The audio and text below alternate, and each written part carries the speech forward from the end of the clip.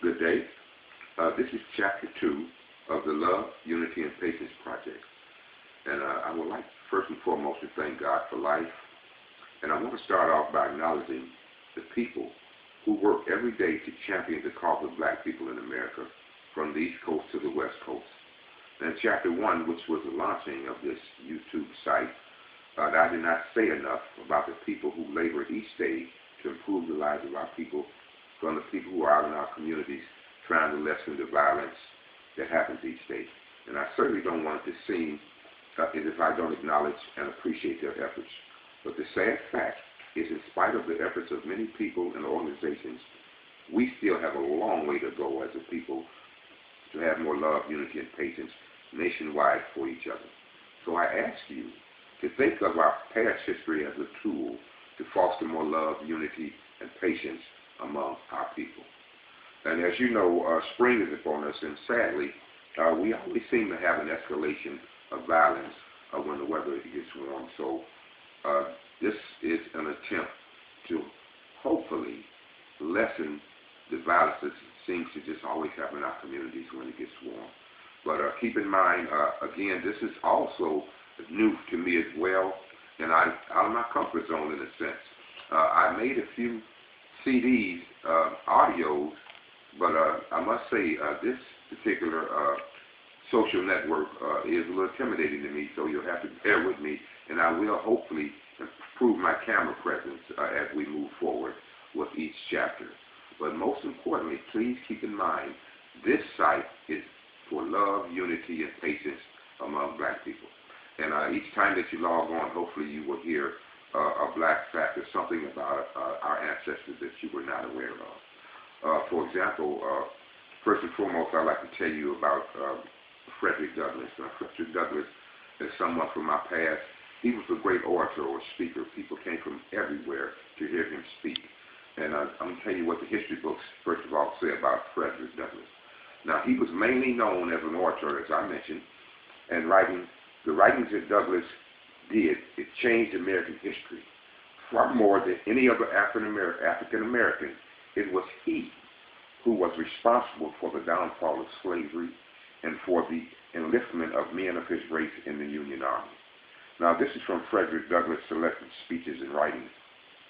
By the way, before I tell you the decision of the Supreme Court, many black people know that the Constitution and Declaration of Independence had nothing to do with black people. We were considered cattle at that time, and here's the decision by the courts. It was called the Dred Scott decision of 1857. Chief Justice Robert B. Caney, no black American, slave or free, was a citizen of the United States. According to the Constitution, blacks were property, not human beings. So if black folks were not included within the body politic in the first place, the nation could not logically be accused of violating its founding principles. Now, you being black back at that time, just think about that for a minute. Put yourself in our people's place. You were told that you were not even a human being, and you have to live with that and carry this to your home each and every day, telling your children this. This is what we're living to this day.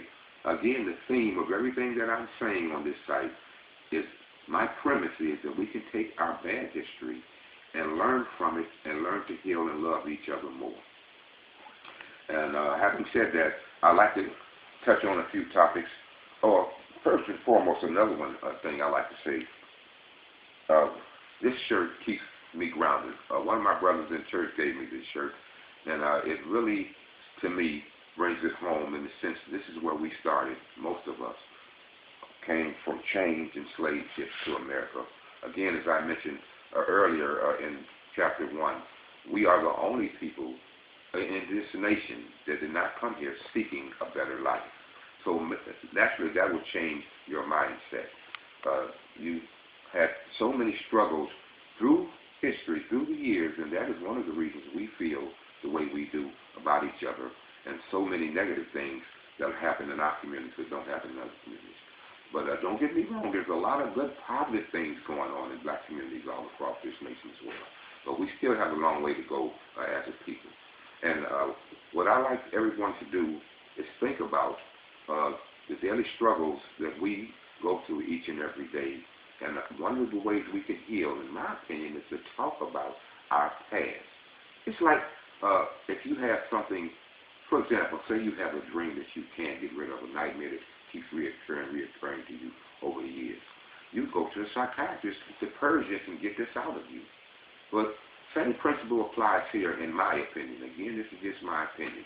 The premise is if we talk about our history and the things that our ancestors went through and keep them ever mindful in our daily lives, it will eventually lead us to feeling better about each other. And of course, in the long run, as I mentioned, it won't happen overnight, in my opinion. It's a process. It's a gradual healing and feeling better about each other. And we can do that individually. As you leave your home today, or get out of your car, think about the fact that every black person that you see, this is usually where it started for them and their ancestors, and that alone should make us treat each other better as a people. Again, I don't know if anyone will agree, but I feel that the history, and a lot of people say, well, why are you bringing up the past? Because that's what I feel that we are living. We are living our bad history we have acknowledged, and that's what's going on with us as a people.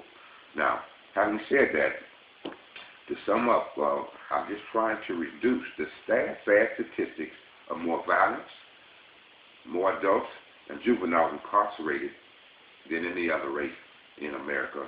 And I think that we can do something as a people to lessen these bad, negative things that happen in our communities if we just acknowledge that we have a problem with self-love sometimes and loving each other. We can get started on healing. But again, it's got to start with talking about the reasons that we treat each other the way we do.